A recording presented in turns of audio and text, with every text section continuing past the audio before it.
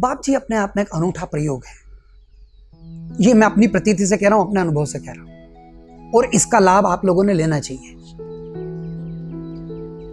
कि जब हम बुद्ध के बारे में सुनते हैं, गौतम बुद्ध, तो हमें कल्पना करते हैं कि गौतम बुद्ध 2500 साल पहले ऐसे थे और उनके 10,000 शिष्य उनके साथ चलते थे, वो गांव-गांव घूमते थे, वो वन में बैठकर प्रवचन करते थे, और महावीर भगवान ऐसे रहे होंगे, या कृष्ण ऐसे रहे होंगे, या कबीर ऐसे रहे होंगे, या नानक। मैं आपसे एक बात कहता हूं, बहुत कीमती और बहुत ही बल देकर इस बात को कह रहा हूं, बहुत ध्यान से सुनिएगा। अगर आप आज बुद्ध से मिलना चाहते हैं, अगर आज आप जेतवन में बुद्ध के सामने बैठकर बुद्ध को सुनना चाहते हैं, यह संभव है। आज आप महावीर के चरणों में बैठकर महावीर वाणी को सुनना चाहते हैं, यह संभव है। आज आप नानक के गीत सुनना चाहते हैं, यह संभव है। कबीर की उलटबासी में आप मस्त होना चाहते हैं, आज अभी संभव है। कैसे? जब भी बाप जी किसी भी बुद्ध पुरुष पर बोलते हैं, जो कि विज्ञान की कृपा से आज वो सारा रिकॉर्डेड है, तो उस समय वो बुद्ध पुरुष उनके भीतर है। जब वो कृष्ण पर बोल रहे हैं तो वो कृष्ण पर ओशो नहीं बोल रहे हैं, कृष्ण ही बोल रहे हैं। आप अगर पूरी रिलीजियसली ईमानदारी से अगर कोई एक श्रृंखला को उठा लें, कोई भी अष्टावक्र महागीता या किसी भी कठोपनिषद या कोई भी, या गीता जो कृष्ण की गीता है जिस पर भगवान ने बात की, ओशो ने बात की, और उसको पहले प्रवचन से आखिरी प्रवचन तक ध्यान में बैठकर सुने, तो मैं आपसे अपनी प्रतीति से गारंटी ले रहा हूं, पक्का कहूं कि आप उसी समय में चले जाएंगे जहां बुद्ध जेतवन में बैठ करके महाकश्यप को वो फूल देते हैं, जिससे एक नए धर्म का जागरण होता है। जब बाप जी बोलते हैं और आप आंख बंद करके बैठे हैं ध्यानपूर्ण, तो आप वहां जेतवन में ही हैं। यह अपने आप में इतनी अद्भुत विधा हमारे पास उपलब्ध है। ये पूरे कोर्सेस हैं, आपको जो जज जाए, जो बुद्ध पुरुष जज जाए। मगर आज क्या हालत है? आज ओशो के छोटे छोटे कोट्स लोग सुन रहे हैं, 2 मिनट का कोई ऑडियो एक दूसरे को भेजते हैं, लोग सुनते हैं, बड़े खुश हो जाते हैं। लोग ओशो को मनोरंजन के ढंग से सुन रहे हैं। रात नींद नहीं आती, ओशो का प्रवचन लगा देते, सो जाते हैं, बीच प्रवचन में उनको नींद लग जाती है। लोग कार में ओशो का प्रवचन लगा के कार चला रहे हैं। इससे बड़ी हानि हो नहीं सकती कोई भी। जब आप बाप जी को सुनते हैं, ओशो को सुनते हैं, तो आपको ध्यान में बैठकर ही सुनना है, क्योंकि वहां पर मुझे तो ऐसा प्रतीत हुआ कि जैसे कोई सर्जरी चलती हो, जैसे मैं किसी एक सर्जन के सामने लेटा हूं आंख बंद करके, और वो मुझे खोलता है और मेरे भीतर चीजों को बदलता है। ये इतनी गहरी बात है।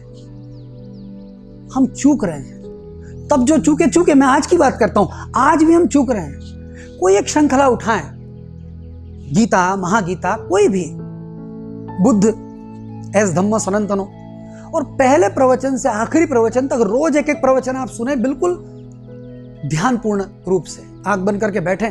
उतनी पूरी देर जितनी देर वो बात करते हैं, नहीं उतनी देर बैठा जाए तो आधा प्रवचन रोज सुने, कोई दिक्कत की बात नहीं। मगर ध्यानपूर्ण ढंग से अगर ओशो को सुना जाए, तो सुनते सुनते ही आपके भीतर की सारी ऊर्जा रूपांतरित हो जाती है। आज कितनी उठापटक चल रही है। लोग कहते हैं वो एनर्जी को बदलेंगे और नेगेटिव एनर्जी जानी चाहिए, पॉजिटिव एनर्जी आनी चाहिए, ओरा न ये, और पास्ट लाइफ रिग्रेट, क्या क्या बातें चलती हैं, सब बकवास है। मैं आपको सीधा मार्ग दे रहा हूं जो मुझे काम पड़ा है, और मैं उस बारे में पूरी प्रामाणिकता से कह सकता हूं, क्योंकि वो मैंने उसको जिया है। उसका जादू मैंने अपने भीतर महसूस किया और अभी भी कर रहा हूं, इस क्षण भी कर रहा हूं। तो कोई एक सीरीज ले और उसको पूरा करें, वो एक पूरा कोर्स है। तो एक सीरीज चली 3 महीने तक, फिर बगैर नागा, बगैर चुके, एक भी दिन नहीं चुकना है, रोज बैठना, और पूरे समय मौन में, ध्यान में, कहां वहां कोई खटपट नहीं होना चाहिए। बिल्कुल एकांत में बैठे और सुने, सुनते सुनते ही पार हो जाए। श्रवण से ही पार हो जाए, श्रावक बने। तो हमारे पास मतलब ये सौभाग्यों का सौभाग्य, परम सौभाग्य कि हमारे पास ये विधा भी उपलब्ध है, उनकी वाणी उपलब्ध है। जुड़े।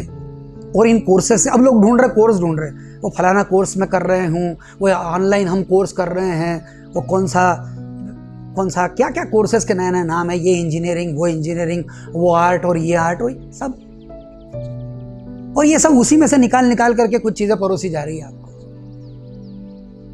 जब सीधे सोर्स उपलब्ध हो, गंगोत्री जब आपको उपलब्ध है, तो यहां वहां का नदी नालों में आप क्या ढूंढ रहे हैं? गंगोत्री पर आप बैठे हैं। बहुत ही कम लोग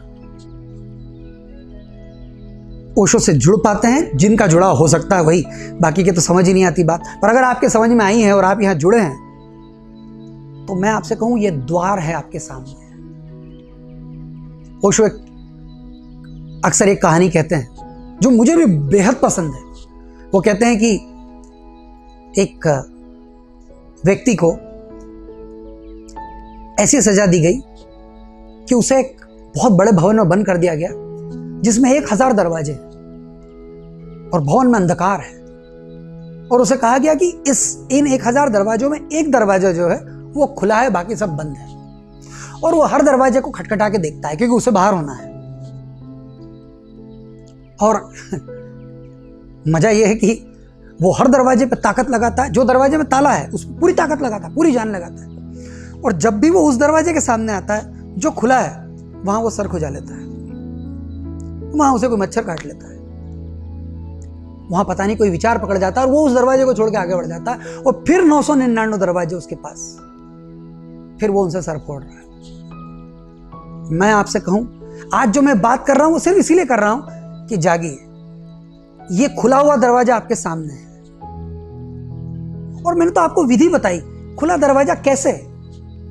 ओशो के चित्र पर हार चढ़ाने से, भजन गाने से, ठीक है, ये हमारा प्रेम की अभिव्यक्ति हो सकती है, मगर ये जो उनकी वाणी हमारे पास है, और ये कहीं खो ना जाए, इससे संजोएं और इसका वो उपयोग करें जो होना चाहिए। इस वाणी का उपयोग मनोरंजन नहीं है, इस वाणी का उपयोग कहानियां निकाल करके लोगों को सुनाना नहीं है। इस वाणी का उपयोग है आप स्वयं तक पहुंच जाएं, आपका आत्म साक्षात्कार हो जाए, आप वो हो जाएं जो वो आप हैं।